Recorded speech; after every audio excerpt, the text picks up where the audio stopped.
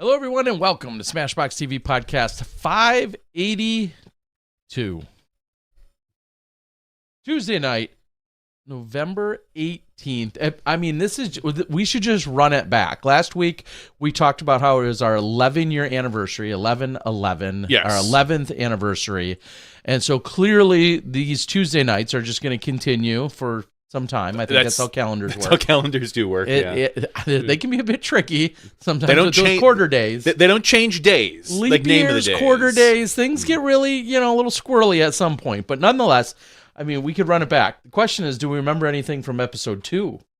I don't. Do you? Do you? No, other than everybody probably telling us that episode 1 went too long, and that was only 2 hours. Hour and 15, I thought you said. Yeah, or something like that. Yeah. It was considerably short.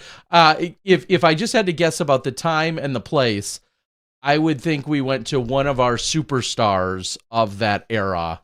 Yeah. Which, if I had to guess, would be someone like Paul Macbeth. That's just honestly a guess. I didn't look this up. I didn't even think about talking about this, but that would lead me to think that might have been who it was way back in those days. So I don't know. There's some trivia for you guys. What's important tonight, though, is going to be our guest. He's going to be joining us in just a couple of moments. None other than DGMike, who's been out there. He was a guest. He's been a guest multiple times throughout the years, and now is the best time of year to catch up with him. Not that you shouldn't run into him anywhere, anytime, but now is the best time because he's got a nice important message or two for us, and he's working on some stuff. So we're going to do that. We'll talk about some other off-season chatter. Things have been relatively quiet. We haven't seen too much in terms of updates or changes with regard to contracts, but we all know that's in the works, and everybody can get a little sideways one way or another as to what that is. And it looks like you've pulled it up. What do you got for us? I did. I pulled it up. I quickly sorted our thing in the YouTube page, and I found out that our second ever podcast guest was the world champion, Katrina Allen. She joined us for our second episode. Yeah, so that would have been November of 2014, meaning she had won Worlds a few months earlier over in Oregon. And so Katrina Allen joins us for podcast number 2. And now look at her. Not only is she a 2-time world champ, now we have Kat's tips. She has a clever saying for it. Something about Kat's tips that she's giving you from her car. Because that's the only time she has like space and time to herself raising an infant. So Kat's tips for the yips, I think, is something about what she's calling it at the moment. And I like that. That's clever. Yeah. So it's pretty. I've seen 1.5 of them, but hopefully she keeps rolling with it. So next thing you know, it's gonna be Kat's. She's gonna have a full-blown podcast, probably Tuesday nights at 8:00. Oh, probably. We'll see if you remember next week. But our third guest was EMAC, and our fourth guest was Mr. Rico. So we'll see if next week you remember. Man, what a blast from the past. I love it. Well, let's get to him. None other than our very own DGMike joining us here on episode 582. It's been a while since he's joined us. Hi, Mike. Hey guys, how's it going? Yeah, it's been several years. Yeah. Several years too many is what I think the problem is there. Let's get right into it with a little bit of the backstory to DGMike and why that's the name that we call you and that others know you by in the right circles. Start there. Backstory, disc golf. Let us hear it. Sorry guys, you've just caught my freshly moved in internet It's still foible getting here. warmed up. All good. I was every asking 2 hours it cuts out for like 20 seconds. Okay. I was asking, let's get the backstory. DGMike is the name, is the nickname that you're certainly known within all the disc golf circles. Give us a little backstory to DGMike. Yeah, so well, I think now it's been about 10 years. I was kind of toying with the idea of doing something in disc golf and going through a bit of a life change. And, that was when vlogs were big. Obviously, T-Dog, you've had the vlog forever for disc golf. And I was looking at people's like YouTube pages and just thinking about how I could, do something with that. And over the course of, I don't know, it had been maybe 5, 6, 7 years at that point, I had been kind of just following Dana Vichy, our good friend, and Paul Oman, and their travels on the road, going to different tournaments, and really just wanting to be a part of it. And so DGMike was sort of my solution for that. I want to bring people to the tour, and as you know, right, I went to a couple big events and did some vlogs, and really got to know that side of things, that side of the tournaments. And then, of course, they started the Disc Golf Pro Tour, and I wasn't good enough to register for any of the tournaments. So, and not, then I got a girlfriend locked down in Chicago. So there was a whole host of different things, much like others, life gets in the way. But I still cherish those DGMike days. I still maintain that alter ego around the Chicagoland area, and when I go to tournaments and things like that. But trying to get back a little bit more to that again. Now that I'm out of a relationship again, time to fly free. That's one way. That's one way to go. All right, we'll move on from that one. We don't want to get too personal here. We don't do that on Smash. Wait, we do. It's like the one thing we enjoy doing the most. That's right. That's what we do. No, but hopefully everything is on the path that's best for you in terms of relationships. But in all seriousness, like, disc golf's always there for us, no matter whether it's husbands, wives, kids, True, family.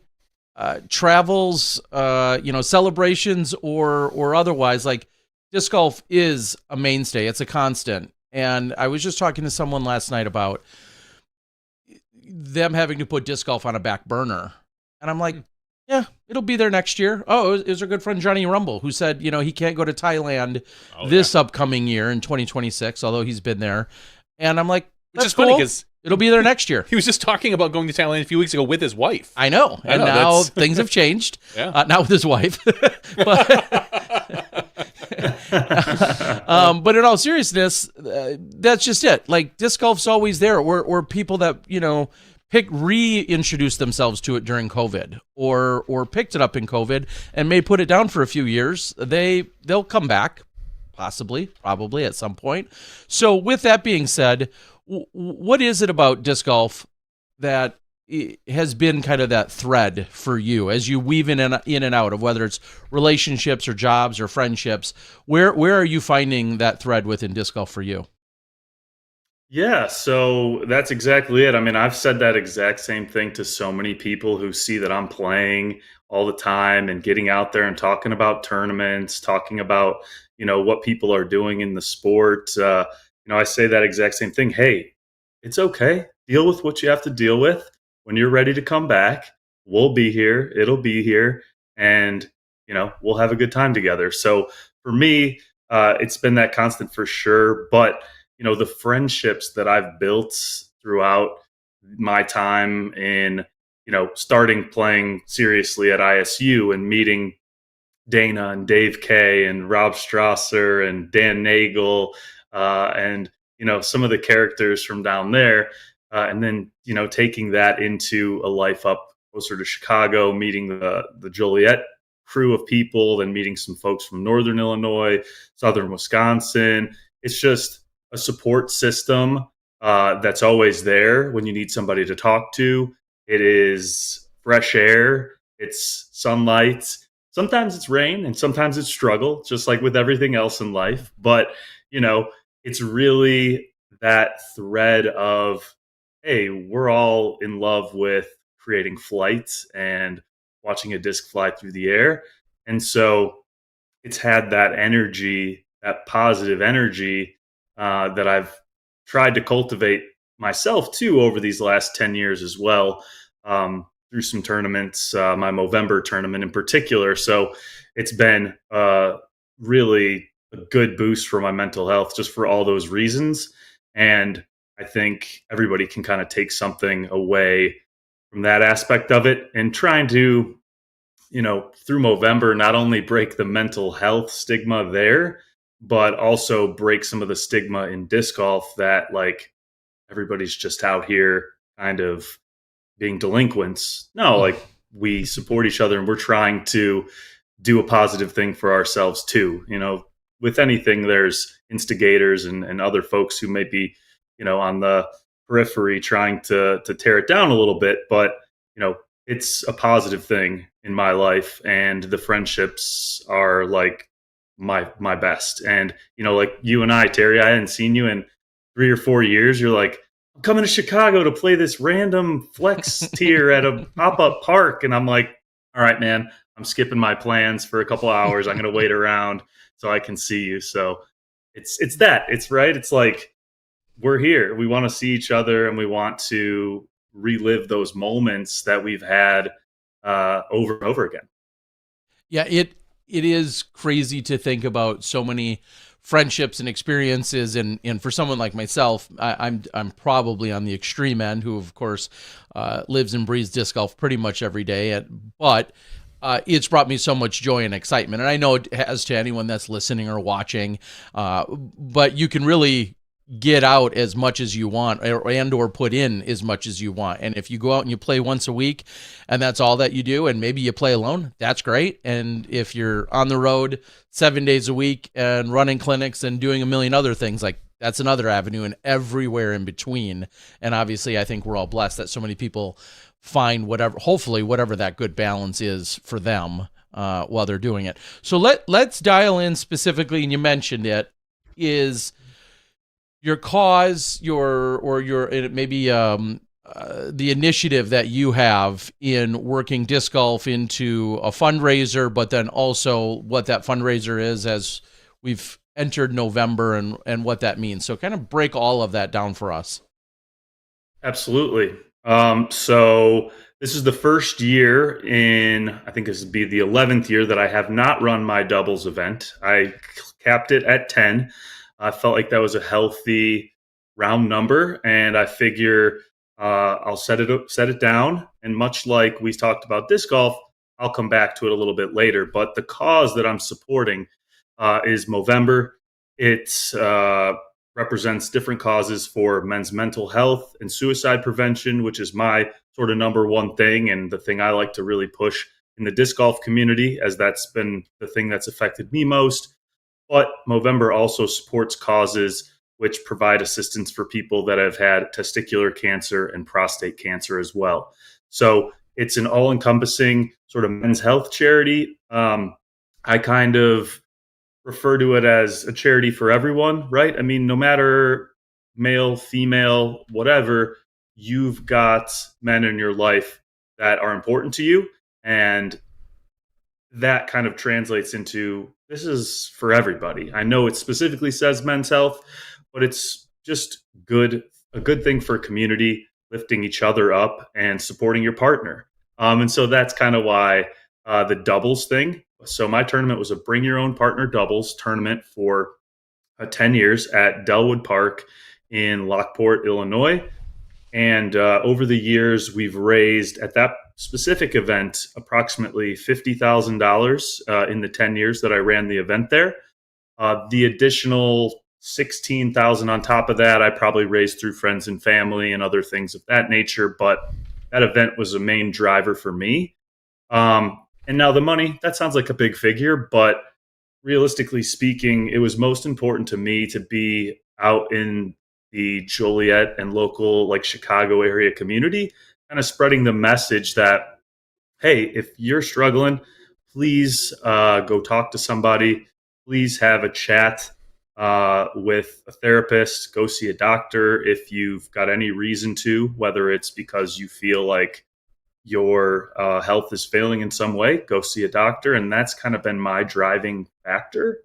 But the reason I started this, if you guys will recall the St. Jude charity event that we played at Seaside, California. I believe it was Bayonet Black Golf Course. Maybe not. But they rented it for the weekend. They raised all these funds. And on that particular trip, I was just sort of starting my DGMike journey, my journey with Movember. And that gave me the idea, hey, Movember's US is based in California. I'm going to fly out there, go visit with them, see what I can do to help. And then I realized while I was there, I'm here for a charity disc golf tournament. Why don't I just do that exact same thing? So yeah, been done that for 10 years. Like I said, raised a ton of money. And I feel like I've had a pretty good impact in the Joliet area with that. And, a couple people even approached me last year, did a little mini like documentary about how my family and I make sausage for everyone and, get everybody out there for lunch and, the snow and sleet and rain that we've had to endure over the years. So, it's been a long journey, but I'm very proud to say that I'm still, happily helping with Movember. I've done a couple of events nearby this year, helped paint at a local facility that's training youth, sort of, I don't know, training people who coach youth on how to recognize different mental health issues that they might be having, that they're expressing and not necessarily expressing themselves fully. So the coach can say, hey, let's talk about that. Is everything okay at home? Is everything okay at school? How are those things going? And very glad that I've been able to see that firsthand impact locally. But Movember supports causes all around the world. The U.S. has a giant base of people that support Movember as well. Movember.com has all the information on the different causes they support locally, worldwide, and there's a lot of good material out there if people want to go and take a look. Yeah, actually, I have the website open, the Movember website. I did a search for you, and so far this month you've raised $622. But what I'm looking at is raised since 2013, $67,313. I'm going to bring that up on the Dang on our screen Excellent. here. Yeah, list you as being in the Hall of Fame for Movember. Yeah. There. Is that just for the mustache, or is that for the fundraising? Yeah, good question. Platinum Club, Hall of Fame, and saying that 67,000 and change overall, and then 11,580 last year in 2024. Yep. So obviously, every dollar adds up, and every dollar is appreciated. But then when you look at your overall contributions and the involvement that you've had to say that you've raised almost $70,000 for this cause, you and all of your efforts along with all the people is absolutely astonishing. So congratulations on that. Thank you, Barry. Yeah, and just so everyone's aware, we'll put it again later, but if you want to search for Mike, you can go to Movember.com and just do a search. The easiest way I found was just search for the last name, Fierke, because there's a lot of other Michaels there. Originally I put Mike F and I tried DGMike. None of those came up great. But searching for your last name, you were the only one there. So that's Fierke. You can do the search on Movember. We will also link it in our show notes. We'll put it. I already put it in the chat. So if you'd like to donate tonight, by all means, go ahead and do that. I'm sure Terry and I will both be making a donation. Yeah, of course, tonight. For sure. Thank you so much. And for those, listening, mobro.co/Fierke, Fierke. That's, you could just jump right to it. And thank you. You'll put the link in. I just wanted to. For sure. Well, make it even easier. mobro.co/Fierke, F-I-E-R. Did I get it? K-E. Yep. Yeah, K-E. Yeah, that also obviously gets you there. I like it. Thank you guys for getting me on. I know it's been a couple years. We've been trying to do this in November, and I think I was in Florida one year. I was at Putting League another year. There was just a lot of overlap. I looked back. The first time you joined us for this was 8 years ago. What? So that is, seriously, it's the month of just reminiscing. So 8 years ago, you came on the show to help do that promoting for this particular, it was the same. It was the same thing. It was the same conversation. Same conversation. The mental health stuff, the fundraising. Of course, your fundraising wasn't nearly as high as it is now. So right. Yeah, I've kicked it up in the recent years. They've done this crazy program where they're raise 10 grand or more, and we'll help sponsor a trip that you take with other Movember fundraisers to somewhere crazy. So last year, you guys know Taylor Smala as well. Yep. But yeah, so he and I he raised for his first time last year. He raised over 10,000 doing various raffles and disc auctions and card auctions. You know, he's big in the card community, disc golf card community.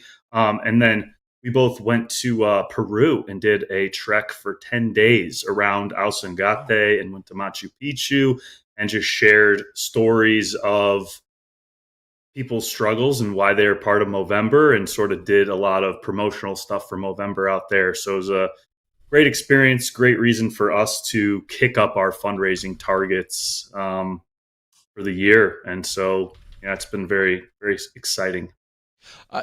So for anyone that doesn't know, I know you just went over kind of high level view of Movember, but how did they come about, and what was the impetus to getting that going, and then maybe even how did you find them, and are they kind of the front runner? I know it's a bunch of questions. Are they also the kind of the front runner in tackling some of these causes for awareness? Yeah, so Movember started, I think it's now 15 or 16 years ago in Australia.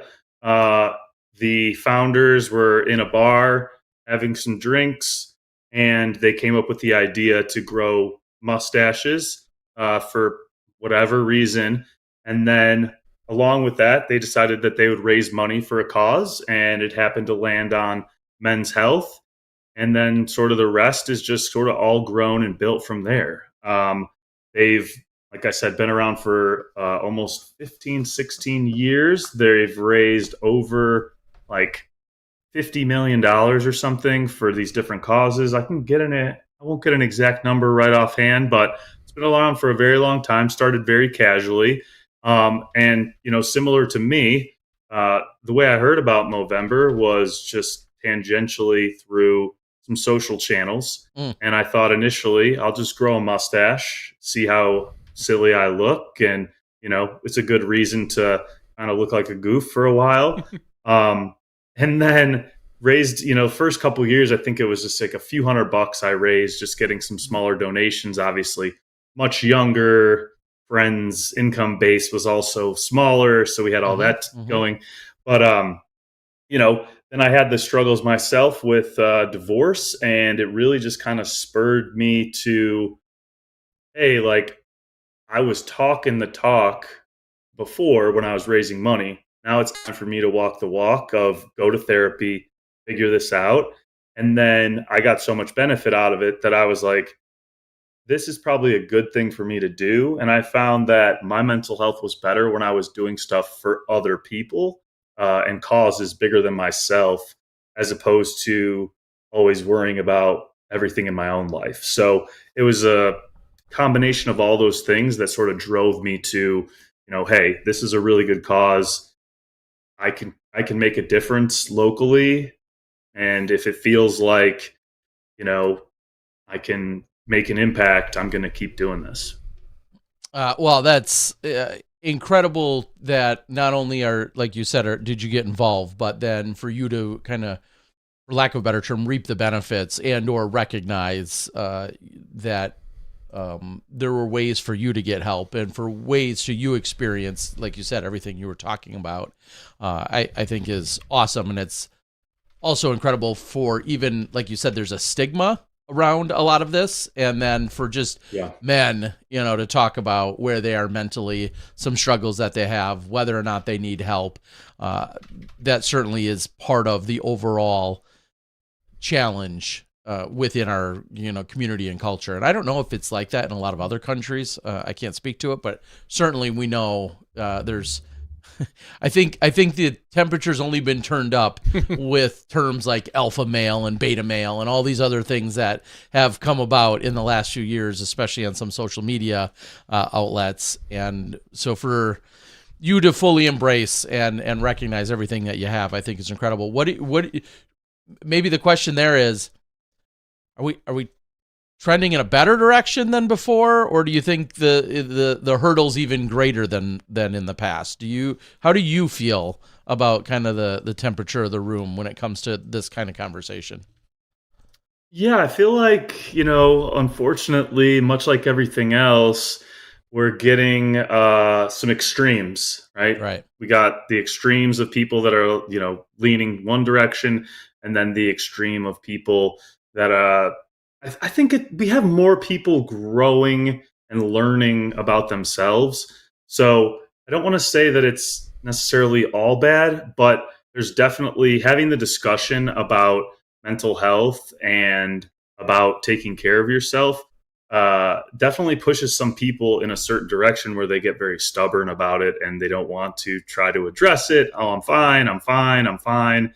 I mean, if you guys ever have a discussion with, your parents or, anybody over the age of like 55 or 60 necessarily about going to therapy, it's like a totally different world to them. They think like, if you're going to therapy, something's wrong with you. And so I've had that said to me so many times, and I'm like, well, I go to therapy. What's wrong with me?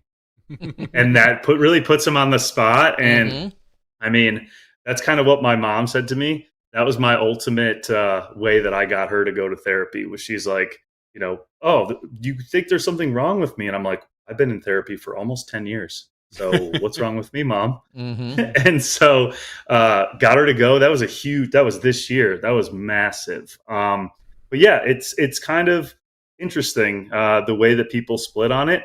And I think the closer that we can make it feel, or closer to home we can make it feel for people, and saying like, you're my friend. This isn't a bad thing for me. So why is it a bad thing for you?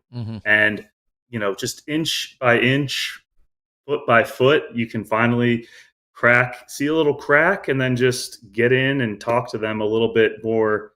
Like, hey, I see that you're hurting. You're having a hard time. Let's make this better. So I don't know. Yeah, there's definitely still a split, but there's some good things happening on the other side of health. I think it's good. Well, I think so many people just think, like you said, like, what's wrong in general. Just, someone would say I would go to therapy because something was wrong, whether, a bad breakup or a family member loss or something like that. But that's not necessarily the case. You don't have to do it because, quote unquote, something's wrong. You can do it just as, it's kind of like, you don't have to go work out just to, to get ripped.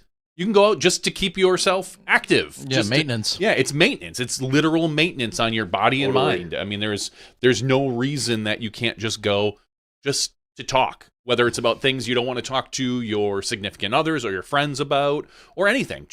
Or if you want to share it with two people and get a different opinion. I feel like it's just good maintenance for a lot of people. Yeah, 100%. And when you think about, geez, I hate saying 100%. Everybody says that. My bad. But when you think about going to friends and family and folks like that for help, that is a great outlet. I'm not trying to discourage that. I think that's amazing. Share your feelings, share your ideas, share what you're going through. But be very aware that, hey, I'm not looking for an answer. I'm not looking for a direction from you. I just really need your support. When you start to elicit advice from a bunch of people who have a certain perspective of who you are, you can get into a very sticky situation. So when you talk to somebody like a therapist, which is a third party who has pretty much no knowledge of or past relationship with you, they're going to be the best person to sort of shoot you straight in an impartial way. Now, again, like I said, I'm not discouraging you to talk to your friends. Please do. Please talk to your family, friends, loved ones, strangers, anybody who you think might be in a tough spot. And I would just strongly say, try your best to minimize the advice that you're trying to give, because that often puts people in a really strange dichotomy of pulling in one direction. That's why I always say, therapist, third party, if you have the benefit, please use it. Please talk to them. Yeah. And I'll say this, I know a lot of insurances will cover a lot of that stuff too. If you happen to, if you're interested, please, by all means, check your insurance company, check for what can be covered, because there's a lot of, like, I think my particular insurance covers X amount of certain therapies, or certain therapists maybe is what it is. I'd have to go back and look. But remember, now's the time that everybody's going through and doing their insurance for next year. Go check it out, because a lot of these things can be covered by your insurance companies. Yeah, and when they're not, we can say thanks and F off. That's a whole different discussion, Terry. It is. Don't get me all fired up about that. Insurance isn't getting better. It's definitely getting worse. As much as more people would love either the insurance and or the therapy, I think we're going to have more people that need therapy over insurance problems, just to, with regard cycle. to, exactly. Because it is such if you're stuck, go to Movember.com. There's some resources out there that can help direct you to certain places, find out about community endeavors and things in your area to help support. I know in Chicago, they have a couple of programs for youth, one called Making Connections. It just allows kids to come together, talk about things in a safe space where they may not be able to do that in school or with friends or with family. So check it out.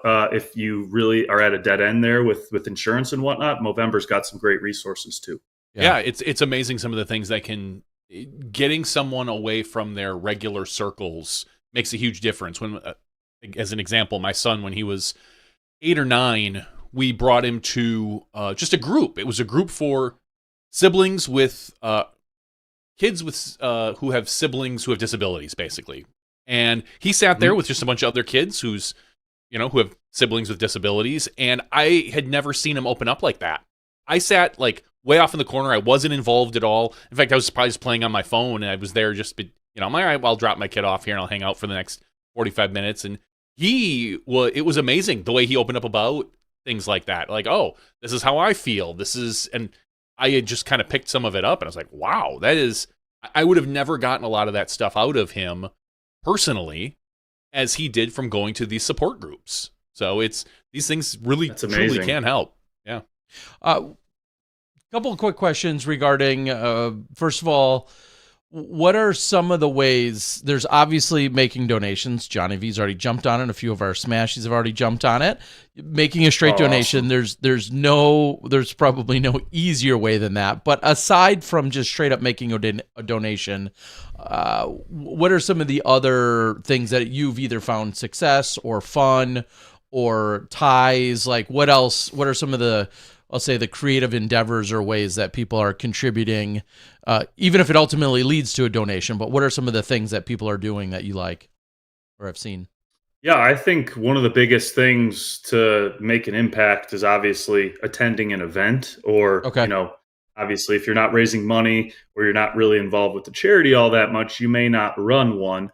But there's also a place on the site where you can look into, hey, like what's going on in my area in November. Maybe there's a local brewery event, or, in our case, maybe a run or a disc golf thing. Or I've seen a bunch actually on UDisc of other disc golf events popping up around the country. Last weekend, there was at least 2 or 3. I didn't clock the exact locations, but I think I'm going to make it my goal to play at least 1 or 2 of those events next year, whether it's a little bit of travel, doesn't matter to me. But while I'm taking the time off from running my own, go check out those events. There's always, like you said, Johnny, I mean, you run into people who talk to you about their story and tell you what they've been through. And that gives you a little bit of incentive to open up yourself, share your story, maybe unlock something that you need to take a little bit more of a look at and process. And so by going to these events and seeing everybody kind of supporting each other, it really is sort of a heartwarming experience. And, ultimately some of these are just at a bar. Guys are hanging out, shooting the shit, drinking beers, whatever. So it's like, there's that too, but a lot of it can be a family event. People are hanging out and, really just opening up about, I went to the doctor when I was 37 and I found that I had a lump in my testicle and we had to go in for surgery like a couple weeks later. And if I hadn't been encouraged by XYZ, like this never would have happened. And so some good things can happen through that as well. And like I said before, I think being a part of something bigger than yourself and starting to see that impact, no matter how small, one person, two people, whatever, really helps push forward the message of we can all be a little bit better and address this men's health thing on a larger scale, make it a little bit less rare. Yeah, and to follow up that up real quick, over on Movember.com/events, just like you said, I did a quick search, and I'm seeing everything from a 3-on-3 basketball tournament, flying bike cooperative, to meet up at a brewer. Yeah, trivia nights, flying bike cooperative. Yeah, people meeting up at trivia nights, but also just meeting up at a bar. One of these that I just clicked on said, "Hey, make any donation to Movember, and I've got your first beer. I'm purchasing your first beer." I'm guessing that's some a bar or a brewery initiative. I see mulligans in terms of a golf tournament. So lots of different styles of things that might be to your liking in your area. You don't have to necessarily tie it to disc golf, but it's pretty cool if you're like, oh hey, I typically go to this bar or that side of town on Tuesday or Friday or whatever. They're having an event or a meetup. And going and being part of it could be pretty cool. So I'm seeing a lot of that in there as well. And all those events can be found on Movember.com. Yep. Yeah, and part of what I forgot to say before when you were talking about how the organization kind of started, it was all kind of based around the idea that people see their barber more than they see their doctor. So you probably could see your bartender more than you see your doctor as well. So if we can have these conversations with men around us that aren't our doctor to encourage us to go get checked up once a year, then it's all for the better. And so that was kind of part of the basis for them starting as well. Were you watching last week when I said I hadn't seen my doctor in 12 years? That's no, I wasn't. Your sign. Yeah, I know. Your sign. I did see them, but I was saying last week it had been like 12 years. So you're right. I see my barber way more often than I see my doctor. So yeah, that's interestingly enough, the groom for men Movember shave event. There's one here in Wisconsin, down in our 3rd ward, Johnny. Complimentary drinks and snacks, offering straight razor shaves, beard trims, and mustache trims. Donation encouraged. So there you go. You're going to your barber. You make a donation that then the barber is then turning around and contributing, like you're killing 2 or 3 birds with one stone there. Are you hinting that I need it? That I should be going? Or no, you don't need to shave. I don't think that's. I shaved this morning. Yeah, once a month. You're once a month. You get it. I have to shave like almost twice a week. Yeah. Wow. I know. Wow. Kind of a pain. Kind of a pain. Tell me about it. Okay, and then maybe to wrap up the whole concept, when it comes to where are we at in the is it a mustache challenge? Is it a competition? Is it just a straight up refusal to shave? Where is that at in the overall scope these days for you or any of your friends or others? Where does that sit? Yeah, so some people will do like, hey, best mustache challenge. Good one. Nice to see what you did there. People will grow and have a challenge at the end of the month. So like, who grew the best mustache by November 30th? And that part of that is to symbolize the sort of solidarity amongst men at the beginning of the month. We all shave. We all start clean shaven, and then we grow throughout the month together. And then we see at the end, how's everybody doing? But, the contest aspect is some people will start growing like way ahead of time. I'm fine with that. I think that's okay, just because if you don't normally have a mustache and you've grown it and it's looking just completely full and bushy at the beginning of the month, you're just going to have this nasty dirt stash for the whole time anyway. So keep your big mustache. But the idea behind it was the solidarity piece. And they actually used to do an event.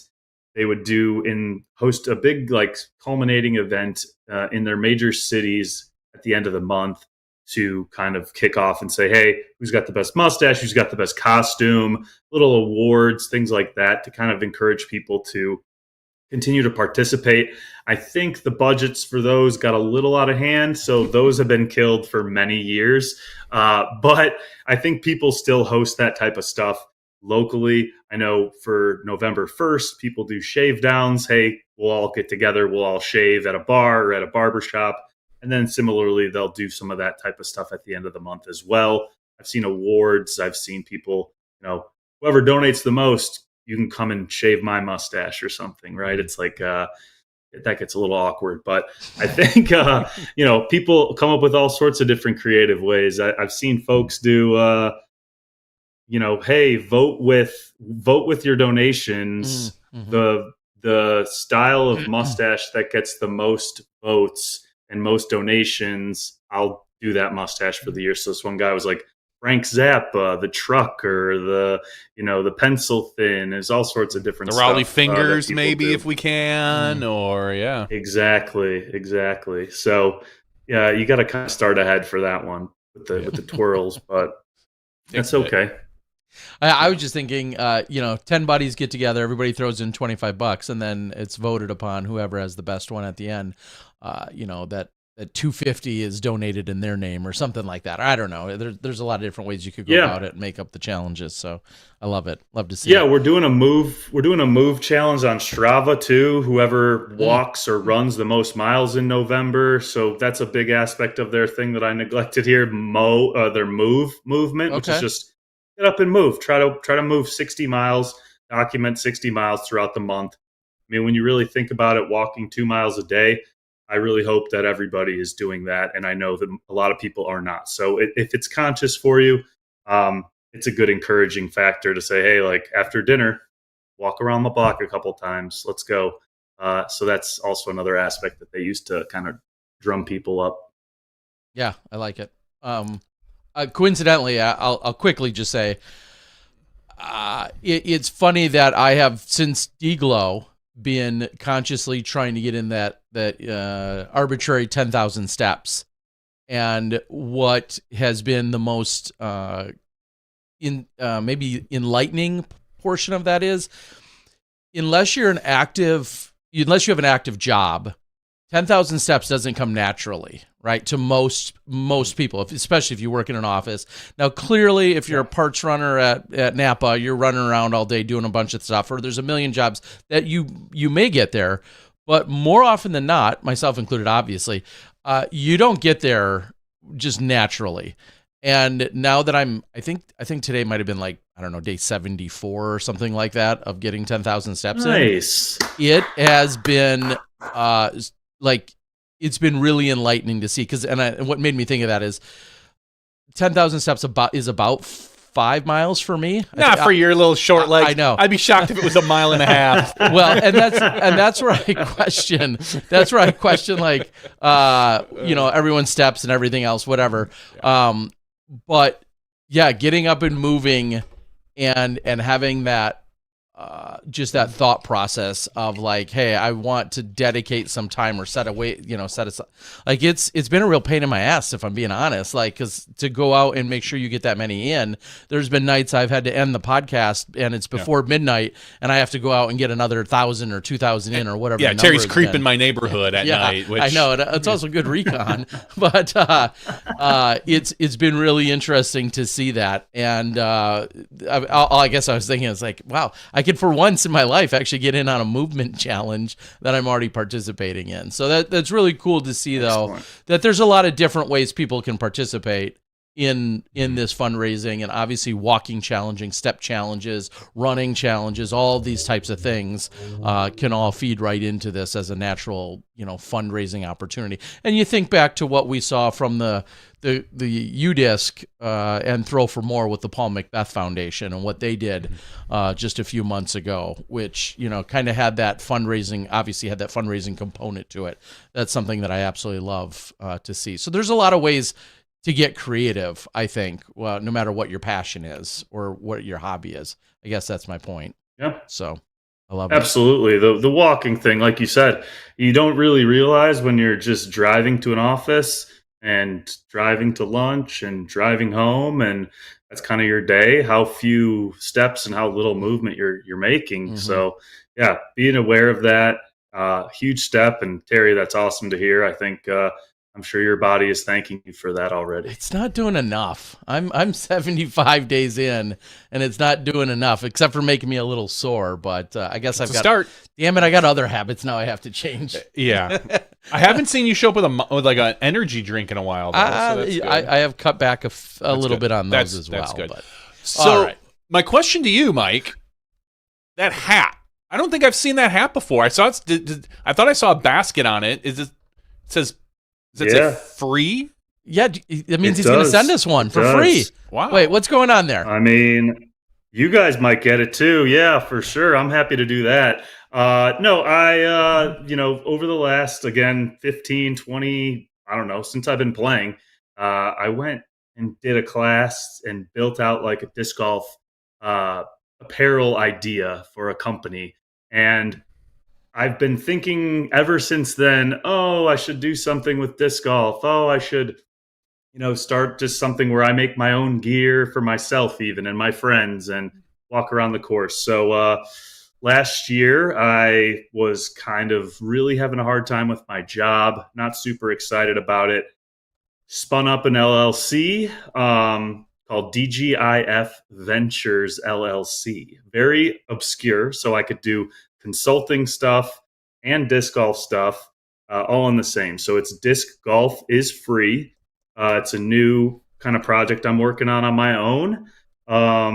Obviously, there's a couple of hats out there now. I just got these made. There's this wool one. There's a blue brimmed one. And there's like a green rope hat. But the main concept behind Disc Golf is Free is sort of, even the name itself, it's like, get out there, enjoy what we have, be free on the course. Like for me, playing golf or disc golf is really the only time where my mind is like just on like what's going on with the next hole. What's the shot that I have to throw? What's the shape I have to execute? How am I going to hit this putt? What's the wind doing? So that's kind of the freedom that I'm trying to portray through the naming and the brand. But over the course of this year, I think, I probably saw, I don't know if I saw you at Masters Worlds or not, Terry, but I was up in Minneapolis for Masters Worlds, and I'm carrying Dana's bag and Paul's bag and Kale's bag and Taylor's bag throughout the week. And I'm like, man, I've been really trying to figure out a way to differentiate a brand for disc golf and the scene. And I'm like, Paul has all these discs. He's traveling. This dude is living the game. Paul Oman is like, I mean, what a representative. I'm like, hey man, if you need a place to sell your stuff when you're on the road, like host an online presence, I would love to put your products there. I will handle all the orders. I will send you the money. And all you have to do is do the shipping. And so I'm like, I'll host it. I'll promote it. I'll do everything I can to make sure that you get more money while you're traveling. And so the idea there is to help traveling disc golfers sell more stuff while they're on the road, host their products, give them a category page, give them a little about us, let them put whatever they need up there, and sort of use that as a way to help them while also helping sell a couple more hats or however that plays out. I feel like right now I'm good with it being a labor of love and just costing me money for a few years, which I'm sure it will be, just like anything else. I mean, I can't even imagine the amount of capital that you guys put forward in the early days of doing vlogs and hosting those videos. It's got to be astronomical. So I'm fully expecting it to be an outlay for a while. And I'm just trying to get like a POC going with traveling disc golfers. Like, I want to help you make, like, those people that are, I don't want to say donating, but those people that are not in the top 5, top 10 winning the mega purses, they are the ones keeping the tour alive and feeding those purses with, hey, there's a deep field. These guys are still way better than your local player. And like, they need some more support. And so that's kind of been the idea behind it. So yeah, website discgolfisfree.com. Just released a little quick video that I shot this summer. There's going to be little teasers and tiny things I think that come out to try to embody the spirit of disc golf. So like Sunday, I shot a quick one that I'll release at some point. But most beautiful fall day you've ever seen in your life. 50 degrees, leaves blowing. I'm in dead last in the tournament, just clanking putts off the basket left and right, and still just having an amazing time. So that's the spirit of it. There's a little bit of info there for folks to check out. And, discgolfisfree@gmail.com if you've got questions. There's also a form you can fill out there that'll send me a message. But yeah, man, just something to do. Sick of the real world, I suppose, and ready to get into something I care about a little bit more. That's what it takes. I mean, honestly, you nailed it on the head. Just you're being done with things that you don't love is a good motivator. Yeah, absolutely. And that's kind of got this goofy gem on my neck now. I love this thing. It makes me smile. People are like, what the hell is that? I'm like, I don't know. It just makes me happy. So same with the disc golf. Makes me happy. I'm going to keep pursuing it. I should have done it 10 years ago, 15, but no more of that. We're moving forward. I have said for many years that life is definitely too short to be hating what you do. And there's far too many people every single day that punch a clock for 8 or more hours and then probably commute there as well, there and back of some distance. And they absolutely hate it. And all they're looking forward to is the weekend. And I'm not a fan of living that way. It's, I think it's silly. And yeah, there's hurdles and obstacles to not doing that, but the payoff is 100 times more worth it. So and here I work more than 40 hours a week, but I love pretty much every minute of what I do. And I would encourage anyone to follow and to find their route or their way to do just that as well. That's for sure. Just trying to help other people continue to do that and chase that disc golf dream, traveling, whatever they need to do. I'll eventually, the goal would be I can play more events or play. Geez, I'm ridiculous. I'll be on P40 next year. But I'll be so sad. I'll be attending. That's cute. I'll at least try to attend more events, and if I can run, I think I could just run that business from a laptop and support people. And so that's the goal. Another thing you might notice on there, little Bitcoin logo. I have a full Bitcoin checkout up as well. You can pay right through Bitcoin immediately, and I'll send you your products. Use the other checkout. We got to pay processing, PayPal, all that. Yeah, well, I was gonna say if I paid you a couple days ago versus where Bitcoin's at right now, I saw Bitcoin was at 103, 104, like literally 4 or 5 days ago, and then today was it at 89, I think, or 91. Hit 89 at one point. Yeah, it is taking a significant plummet in just the last week. Sure. Oh, yeah. Down, from where it was, and just a few weeks ago talking about how it was peaking at 124 or 125. So, I don't know when you want to get paid, but some days might be better than others that way. It's instant, and I honestly don't care. I mean, if we'd have looked at Bitcoin price this time last year, and you said a year from now we'll be at 90, Exactly. I'd have been like, that's perfect. I don't care. Mm-hmm. Let's go. So whenever. It's interesting. I'm going to do a little video of how to pay with Bitcoin, whether that helps people or not. But that's part of the incorporation of the freedom. It's like, we're not paying a credit card fee. Yeah. We're free. Anyway. This is a side note. When did we normalize, and I know this is recent, when did we normalize just tacking on the 3% credit card fee for everyone everywhere now? I feel like everywhere you go, for the longest time, that was I think in their terms of service that they couldn't charge you more. If you went to a gas station and, or wherever at a Target and your bill was $100, they couldn't charge you the $103 if you used a credit card. That was in MasterCard and Visa's terms of service. I'm okay with it. And now I feel like every damn place you go, they're like, well, here's the price. Or if, and I get it. I understand that they're no longer trying to eat the credit card fee, but tacking on another 3% for literally everywhere you go kind of sucks because we're not used to that. Yeah, but I'm okay with it. You can pay with a debit card if you want. Or pay with cash. Well, the thing is, the hardest thing is going to be getting people off of their points. Yeah, and that's what I was going to say. Miles. If you're 5%, if your 5% points are better than the 3% payment that you're gonna end up paying, whatever. Or if they're not, and you want to pay with your debit card versus your credit card, I don't know. I don't have any issue with that. I don't like it. That's fine.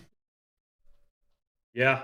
I mean, I'm trying to pay with IOUs. None of these jerks are taking my IOUs. You'd rather have them just charge everybody 3%, regardless of whether they're paying with a debit or credit card. Again, well, they pretty much do. I know they do. Yeah, and I get it. I'm a small business owner. The fee, but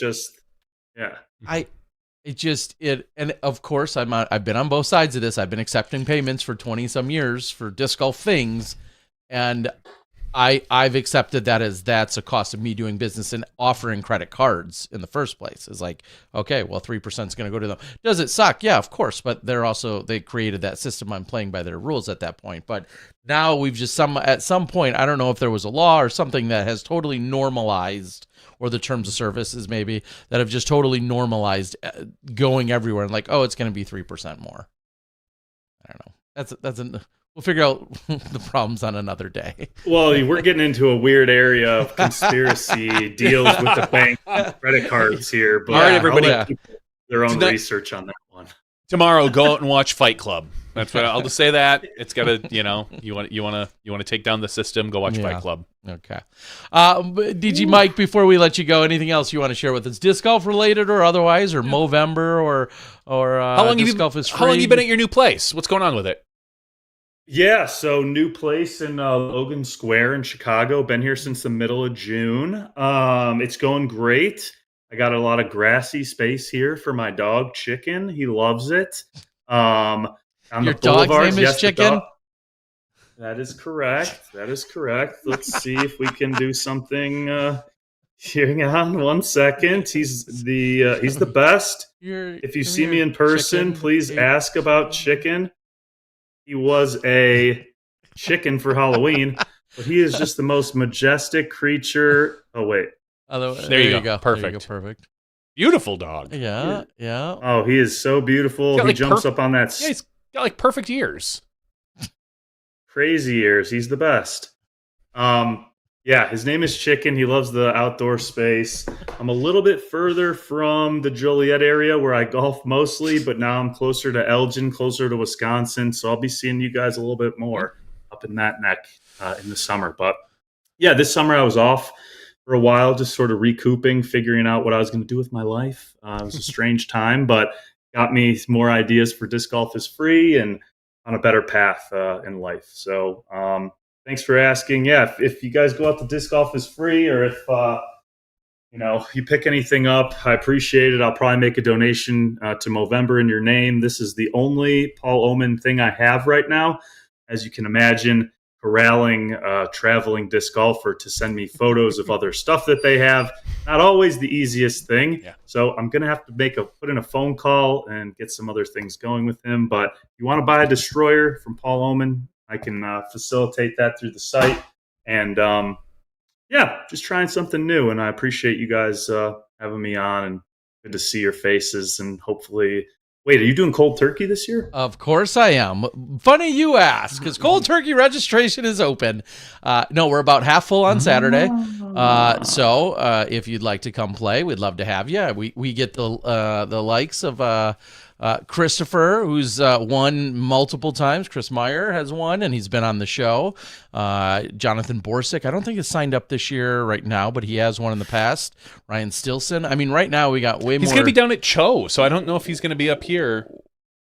Oh yeah, we've got way more Illinois representation than Wisconsin at the moment. So yeah, but if you want, you can go sign up, and I'd love to see you.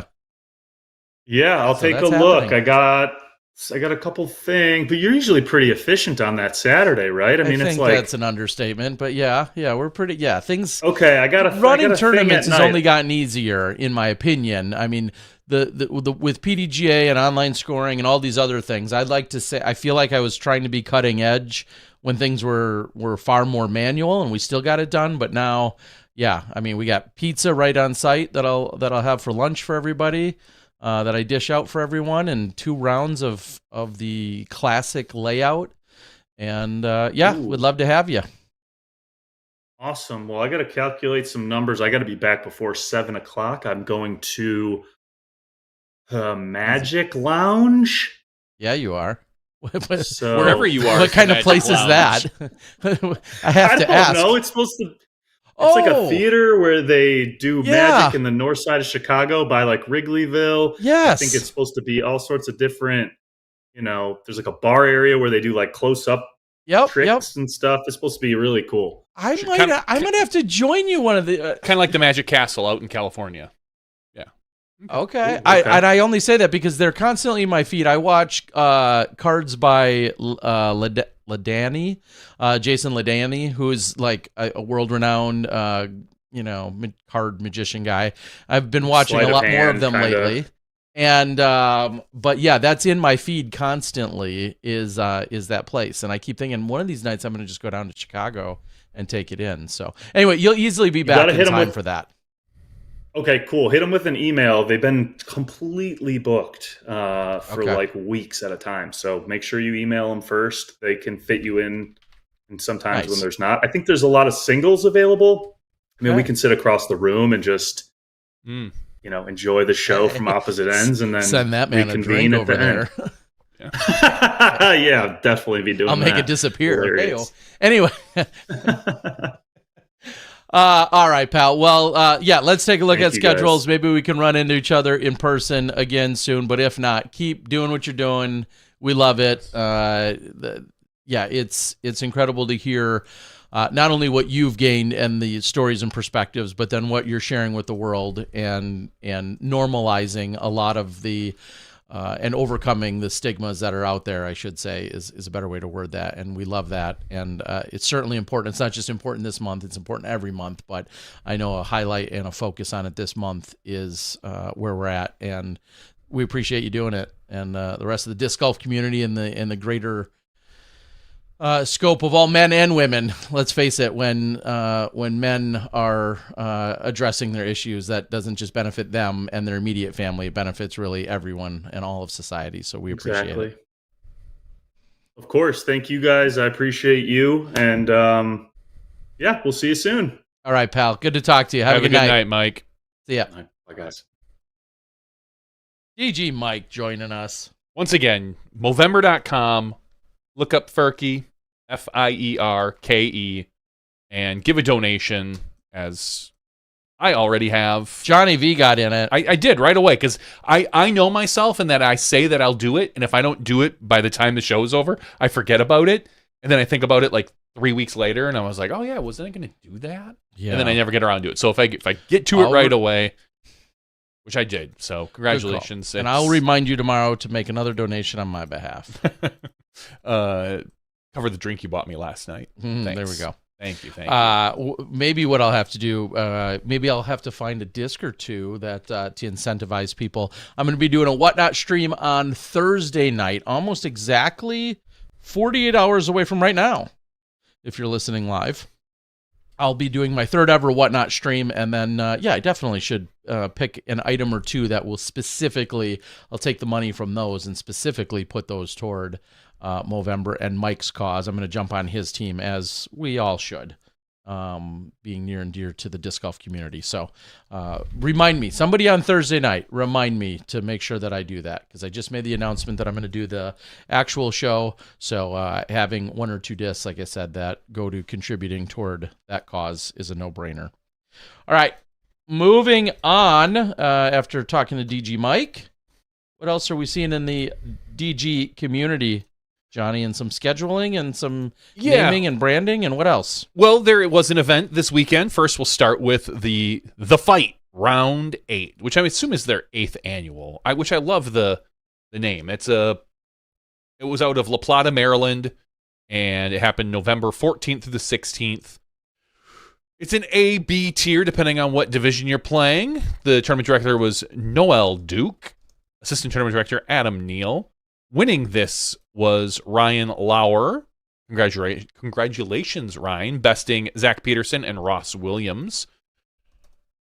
There was no FPO field. The MP40, okay. Kevin Gleason wins that.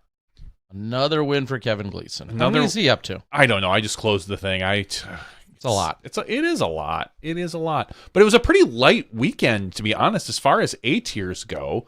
I know this upcoming weekend there is we're going to have the Australian Disc Golf Championships, as well as the Jacksonville Open. Yes, is going on this upcoming weekend. So we'll have a little bit more to talk about. I will quickly recap, and I know the footage isn't out, so I don't want to get. I won't give you every detail. We could talk about it a little bit more later when it's fully out. I had the pleasure and the honor to again be part of the Phoenix Ladies Open, brought to us by Paul J. Sacco, the law offices of Paul J. Sacco. Incredible time. There was a mild limitation this year compared to the last few years that they actually had to cap it at 95-ish women. It's pushed 125, 130, I believe, in the past few years, but we weren't able to use Vista because of all the construction going on out there, which I also have an update about. But Vista was not in place, so there couldn't be two separate courses, so to speak. So if you're old school and you remember Fiesta Lakes, I remember Fiesta Lakes. Some fun holes held when we saw the Memorial Championship many, many years ago. That's when it was first introduced into the scene, was at a memorial back in like 2014, 13, 16, somewhere in that neighborhood. It was a while ago. Yep, 2014 maybe. Fiesta Lakes, which then became Freedom Lakes, and then has now become Freedom Prize. Stripe Show Disc Golf, or Stripe Show Golf Club. So Freedom, Fiesta, Stripe Show, whatever. However you want to refer to it, depending when you came into the game. I forever, after like the 9th time of saying Fiesta Lakes, I was just like, F it, everyone. If I say Fiesta Lakes, I'm talking about that place because that's the only thing that I knew it as. But they held the event out there. A few extra holes were added. It was still sold out and then some, but ultimately 2 rounds of 23 were played by everybody. And when it was all said and done, plug your ears if you want to wait for the coverage. When it was all said and done, Jennifer Allen, your FPO champion, she came in as the highest rated competitor in the event. It's like her 27th straight win there. No, she missed a few years, but she has now won it. I think the last few couple of years, although she has missed a few overall. Ashley Phelps finishes in second, and world champ Amy Schiller finishes in third. Amy Schiller, world champ. I looked through the world championships this year, Terry. I did not see her name. It's because she won it in 1990. Oh, good Lord. Very impressive. Yes. So here she is out shooting 915 rated golf. Wins the Worlds in 1990. Ooh. And to also maybe put just a little bit of perspective, she's also eligible. I checked her ID, even though I didn't believe it. She's eligible for FP60. But I this wasn't weekend, going to call her out, but all right. I mean, she's a world champ. I'm going to recognize in 1990. And this year at the Worlds in Minnesota, she finished third in the FP60 division and was beat by Chris O'Cleary and Annie Kreml, but she finished third. And 2 other legends of our game, exactly. No doubt. So it was crazy because at one point, so as usual, first round is going to be kind of a montage, highlight, lots of different, tried to capture a shot from literally all 95 competitors. Hopefully we got it between Spicy Boy and I. Second round went FPO lead card, followed them shot by shot for all 23 holes. And Amy, understandably, at one point, it's like, yeah, I'm not really like used to this. We didn't have people following us with cameras. There was probably some camera coverage maybe in 1990 for a few of the final 9 holes, but definitely a different era that we're in now in terms of, hey, I'm going to follow you every single shot along with your 4 competitors. It's going to be out in high def. It's going to be on YouTube, all that good stuff. We're not waiting, 6 months for a World's VHS tape to get released. So or beta or whatever. So it was awesome. Congratulations to those top 3 competitors. And then I'll just quickly say, shout out, of course, to all of the people that make that event possible. Jamie Spencer was again the tournament director, as she's been for the last 4 or 5 years. Jamie, and then a ton of crew that were out there helping as well, including her own mother that comes in to help, who comes in from Idaho, and Color Your Game was out there, and Dan Long, along with Robin Colvin, First Light, again helping me out. Chris Cobb was out there. Tons of people. It was absolutely awesome, as we're seeing a little bit of the 1990. It was on. It was on. And this was, look at where they were. Vista del Camino. Yeah, this was on Spinners on the Green website, or on their YouTube page. Yeah, there's some Vista. So if you think I over film and over cover action at Vista, here it is from 1990. Yeah, that's pretty cool to see. So anyway, congratulations to everyone. It was a lot of fun. Thank you for the millionth time, and I got a million more thank yous in there for them. Dan and Robin over at First Light, along with Boyd. If it weren't for them, me going out to Arizona to get the coverage in of so many events wouldn't be possible. So thank you specifically to Dan and Robin, and then the rest of the crew. It's crazy to think that they're going to be in their 20th next year, and depending on course configurations and Vista del Camino and everything else, it's going to be interesting to see how it all plays out. But thank you so much. With that, I'll quickly say Vistas tore the F up. It is I didn't post them yet, but just standing on the bridge, that kind of where you'd oversee like where 18's tee is, and then kind of hole 1's when you're standing on the road, and you can see 17 and 18 and 1 and all of that. Yeah, it's all tore up. It's lots of dirt. There's trees. You remember the kind of the 3 or 4 palm trees that kind of block 18 when you're throwing from the tee area? Yes, over? Yes, 100%. Those are all gone. Those unfortunately had to be torn down. They created what I believe is a temporary path that still basically cuts through the park, just so it can continue to be used by all the bikers and rollerbladers and walkers and everything. I think that's ultimately going to get moved closer to the walls, but they're rerouting the water, so to speak. They're completely tearing up that entire park. Right now it's all fenced off on that side, so you can't there's sections that you really aren't supposed to get into. And then, like I said, there is a path that you can take through some of it, but it's Did you crazy. do a little video tour? I should have. You should have. And instead, I just took pictures like an idiot, nearly, which aren't quite as exciting. No. But it is pretty crazy just to see. I think a little video tour could be kind of cool, saying, hey, guys, this is normally where hole 3 is. Yeah, and you know what I should have done is, there's a picture for you to see. What I should have done is actually put the drone up and then put it through there so you guys run can it through where the course used to be, so to speak. Next time you're there. Here's the mounded dirt by hole 1. You're going to be there in like a week, it feels like. I swear, you're there all the time. So, all right. Anyway, congrats to all the competitors. I'm going to work on both round 1 and round 2 coverage. We'll get those posted for you guys, so you got some content coming in from the Fiesta Lakes Stripe Show Freedom Place. All right. Mark your calendars. Marked is what the PDGA says. The complete 2026 event schedule has been released.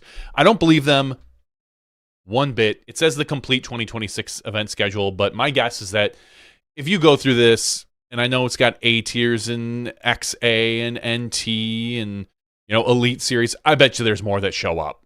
So I'm gonna call BS on the complete, but this is what they have right now, and it's a pretty ample list. So the 2026 calendar contains 11 majors, 18 Elite Series events, 3 of which are in Europe, 22 NADGT Amateur A tiers, 6 DGBT A tiers, which are, I think, what we used to call the Silver Series, 3 DGMT A tiers, which is the Masters Tour, 221 other A tiers in the US, and 10 A tiers in Canada. overall, 11 A tiers in 5 Canadian provinces and 251 A tiers in 45 U.S. states. You other 5 states, get your together. Let's get an A tier out there. Yeah, why don't we have one in? I'm going to guess Montana. Come on, Montana. There might be one there.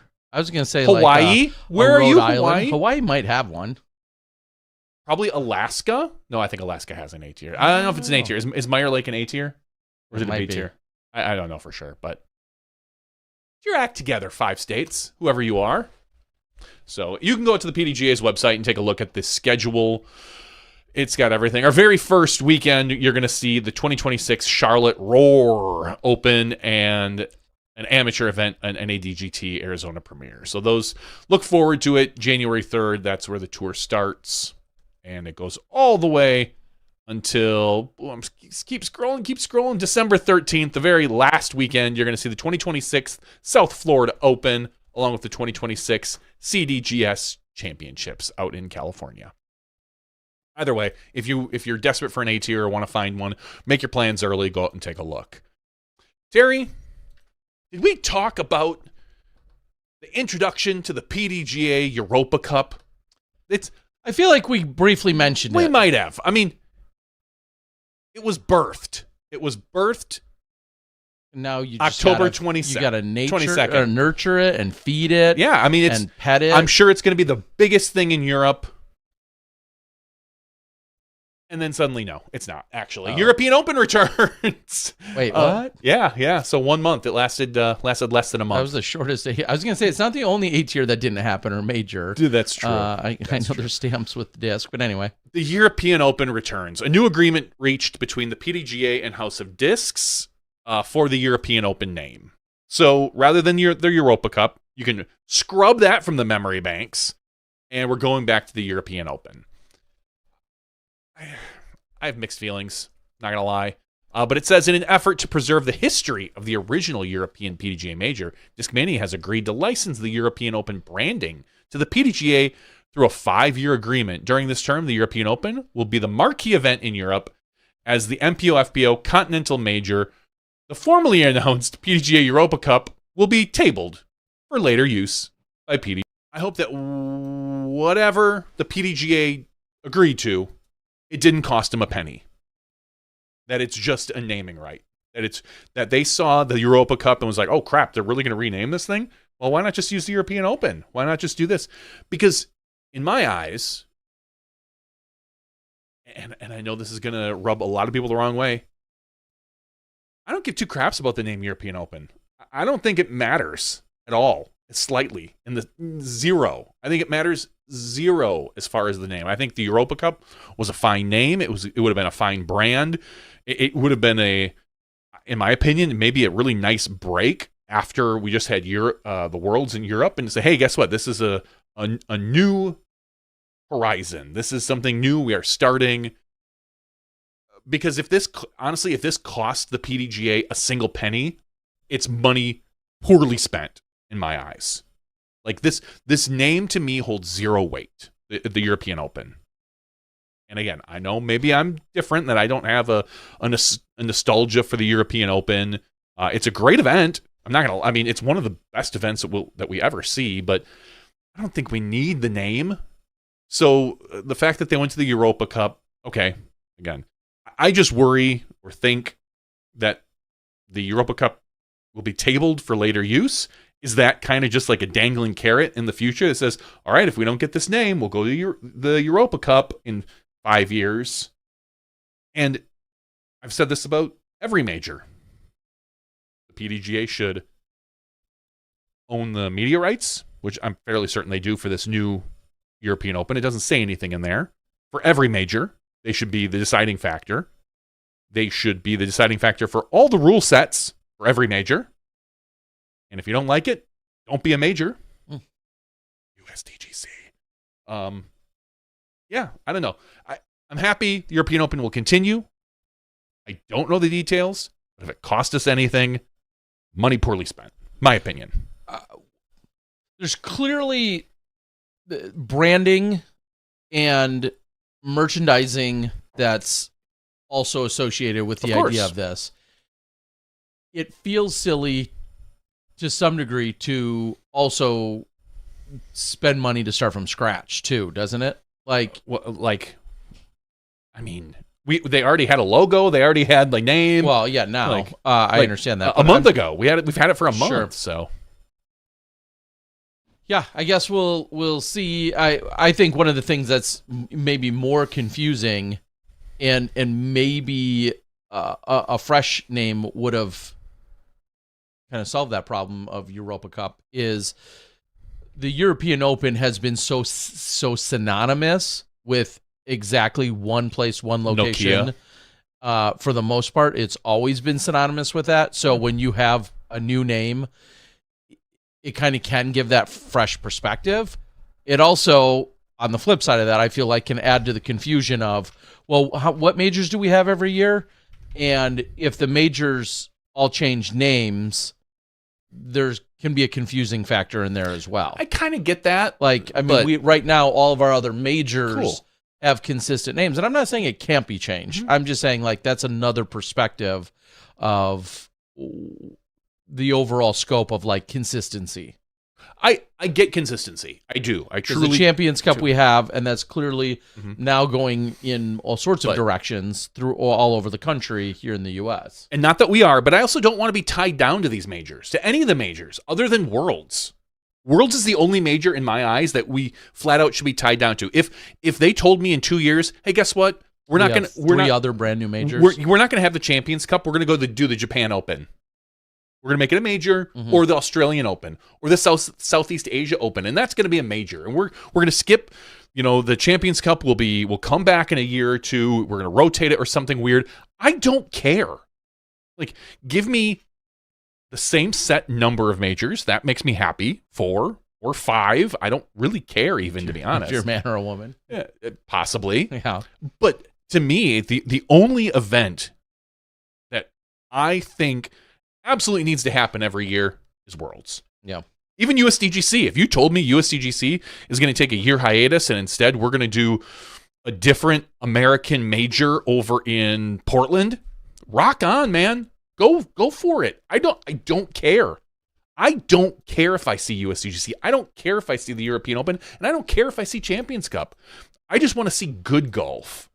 So the fact that we're quote unquote beholden to a lot of these traditions makes no difference to me. So again, I'm happy that the European Open and the branding will continue, assuming it didn't cost us anything. If it cost us, the PDGA, and hereby all the members, money for that, big fat thumbs down on that one.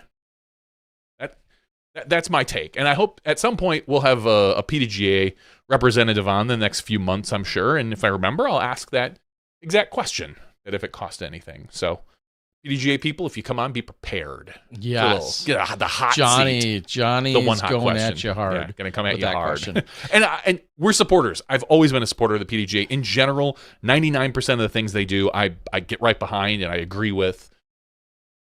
And maybe I agree with this one too. I don't know all the details. All the details aren't in the article, but I worry that we wasted money just for a name. That to me, and probably a lot of other people. And if I don't care about the name, and I've been around the sport for 25 years, yeah, well, that doesn't mean that your take is good. I'm not saying. It just means you're the one that you happen to have that take. I agree, but that's not to say. But I'm saying that there will probably be other people that don't care. Yeah, possibly. So. All right. Well, moving on to another major, and I just sent you the link, so if you want to pull it up, Johnny, you could, and maybe you saw it on your own anyway. Some announcements regarding Worlds today. Yeah. Pro Worlds, that is. As you were just saying, you think we should still have that one. I think that's one of them that consistently every year we should have. Yeah. So Pro Worlds has put up their site. It's Detroit26.com. So where is it?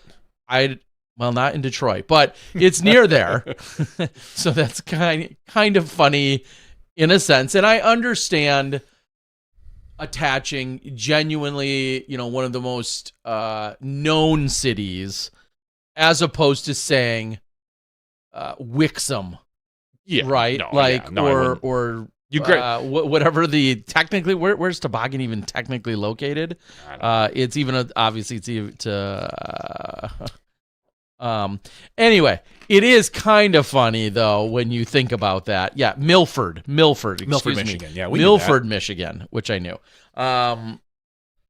So it is kind of funny that you're going to fly into Detroit. You're going to reference Detroit. Detroit does make sense. There's times now. Where do you draw that line? We very much lean into Maple Hills at Leicester, as opposed to saying, well, you're in Boston, even though it's 45 minutes outside of Boston, right? Or whatever the number is, depending on that day's traffic. However, Detroit26.com is officially the website, and it's 280 days away, as the website tells you. Right now, it's got tickets, courses, the experience listed on there. We've all seen and heard the announcement that First Form is the presenting sponsor. I think we've said this a million times, and it's worth repeating.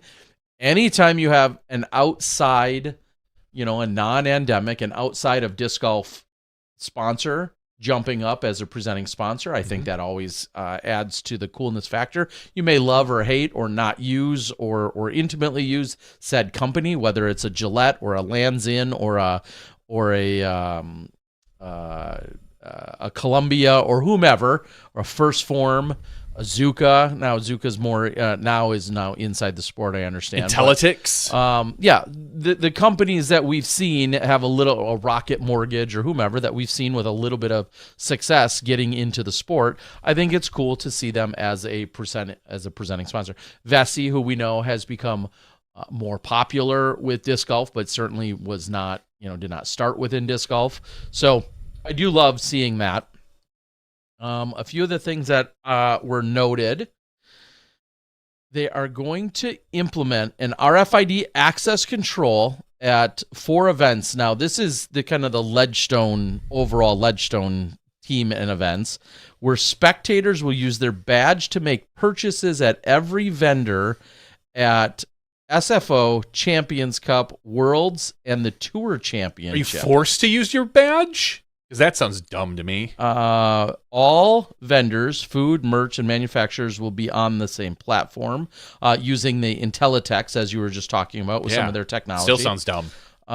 So that's, and excuse me, those aren't just all Ledgestone related events, but Champions Cup, Pro Worlds. Oh, yeah, I guess they are. SFO. Yeah. Supreme Flight Open, yeah. I'm an idiot. I was thinking San Francisco. Yeah, you're thinking San Francisco. But still. No, and I'm all about... I don't know if they will be forced to or not. I'm all about the Intellytics. That's great. I think having all this technology is phenomenal, and I want to see it. But if I can't go up and pay with my contactless payment on my iPhone... Well, you have to assume that then it's your badge/ticket for the event is probably tied to your... To my Apple Wallet? No, it's probably not. And if I can't, honestly... How else are you...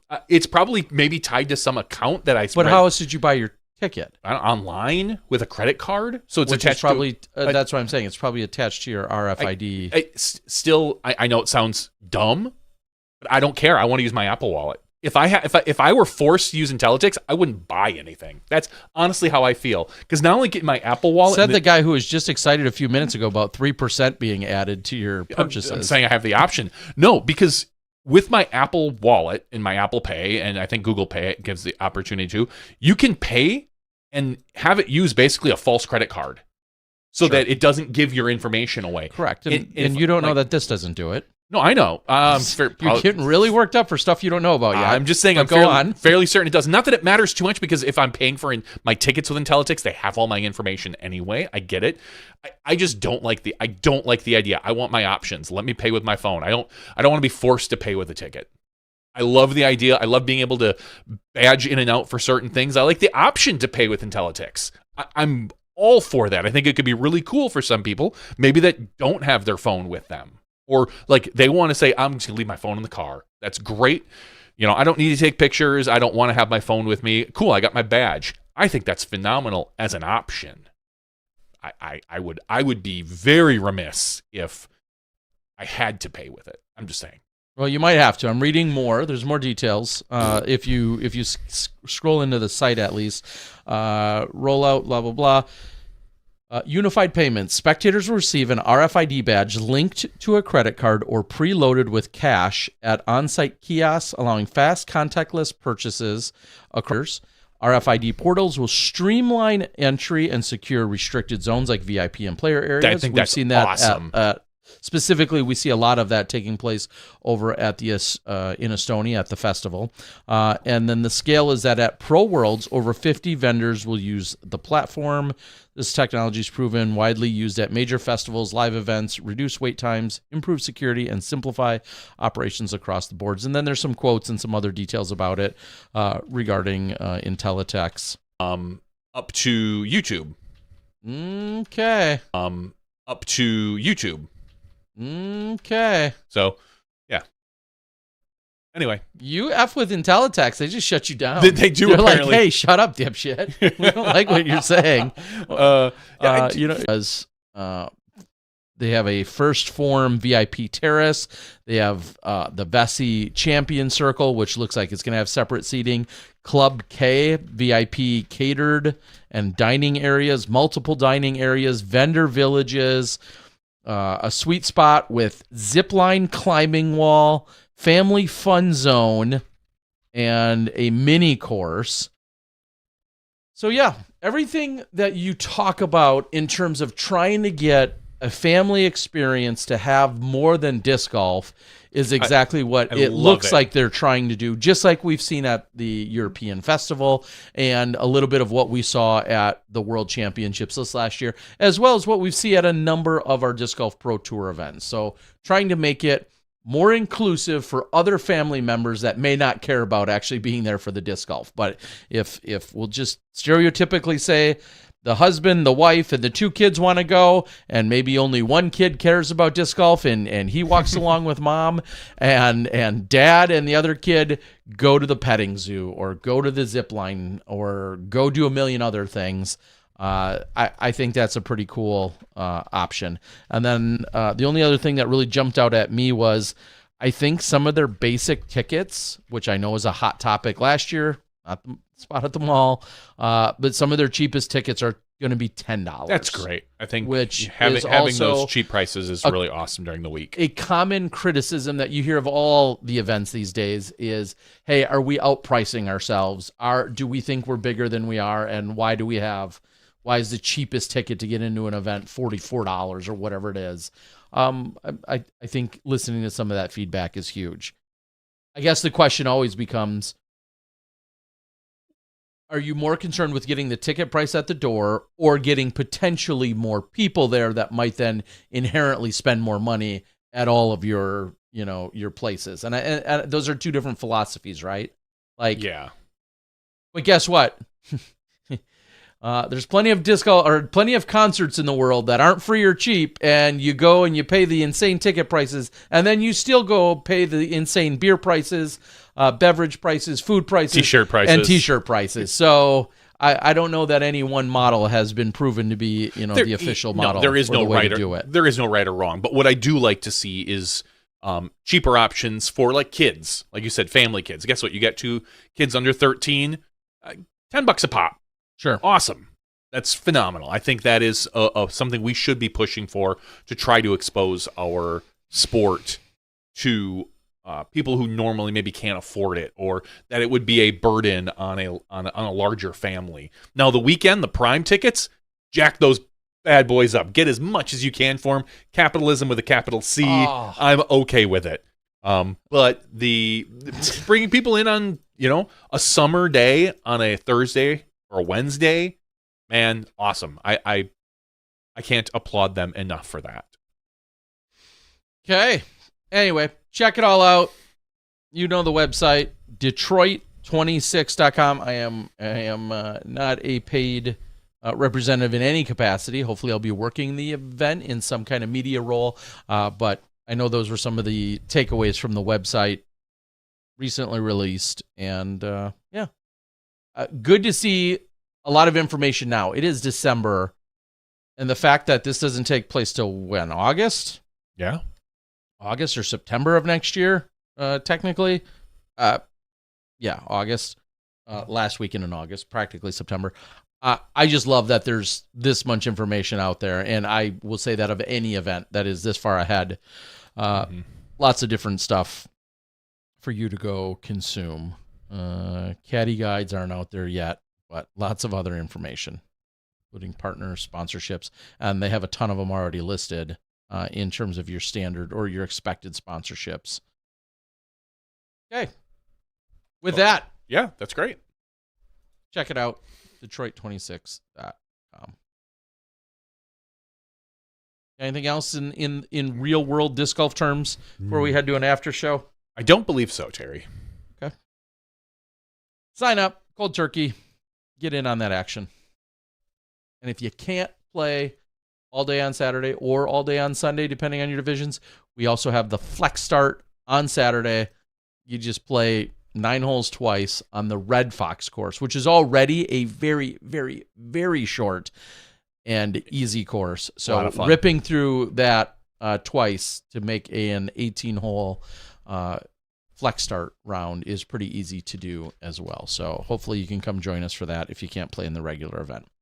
With that, we're going to call it on the regular show. We want to thank DGMike, Mike Fierke, for joining us, Fierke, and go out and check out some of the links and the details for what he's doing with Movember, or if it inspires you, maybe become a Movember fundraiser yourself, lead the charge, do something of that nature, or worst case scenario, go out and support someone else that is doing effort, and sometimes you just showing up is counts as the support they're looking for. So lots of different options. Check out our show notes in the podcast and on YouTube. All the links will be there. We love it. We're going to call it for the regular show. We hope that you join us for the after show for some random odds and ends, including some new discs that just showed up at my house. I didn't even get a chance to dig through them all, but some of them, well, they're all beautiful. Some a little more beautiful than others, including this Samui disc golf disc. A P4? Who wants this? All right. That's 582. Thanks to Mike. We're going to take a quick break. When we come back, we'll have the after show. We'll see you then when you step inside the Smashbox. Thank you to our $2 and above patrons. Your name is listed below in the credits. If you are interested in being listed as a producer in the Smashbox TV credits and supporting this and other fine podcasts, please visit patreon.com/SmashBoxTV.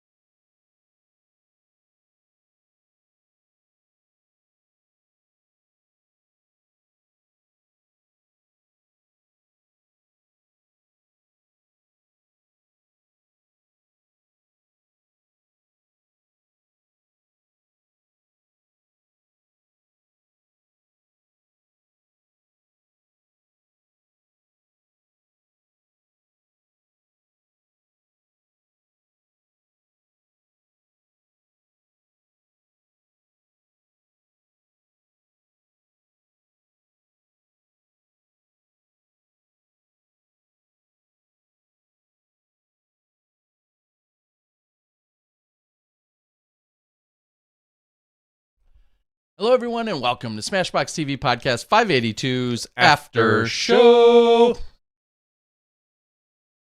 The action is heating up, and I'm not just talking about my Whatnot stream. My third ever Whatnot stream is coming, Johnny. What are you going to bid on? Nothing. Baloney. I probably won't. Should. No, I probably shouldn't. No, I think you should. No, I guess you probably shouldn't. I don't want to be accused of anyone shilling out there. No shenanigans, no trying to push up prices. No, but I did receive, it feels a little like it's going to be like Christmas. I've made some orders of restocking recently. And in the mix is the cold turkey. And in the mix, the Luna Battle. So real quick, call it a plug comeback or not. I don't care. Call it a comeback. I forget which one. Yeah, so got some P4s by our friends over at Discmania, the little Horizon line. This I've redone. We call this the souvenir stamp. That was way before I was around. This is called the Samui souvenir stamp.